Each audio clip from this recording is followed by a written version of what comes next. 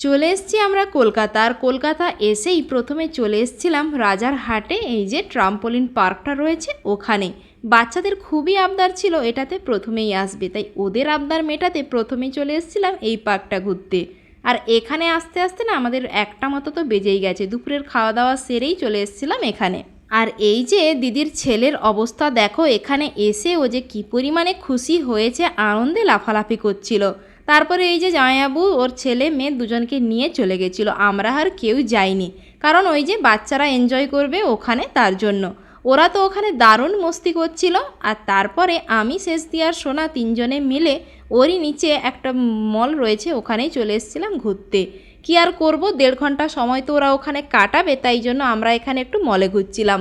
মলে ঘোরাঘুরি করার পর চলে এসেছিলাম ওই পার্কে। ওখানে একটা বসার জায়গা ছিল খুব সুন্দর সাজানো গোছানো, ওখানে বসেই সময় কাটাচ্ছিলাম আর কিছু ছবি তুলছিলাম।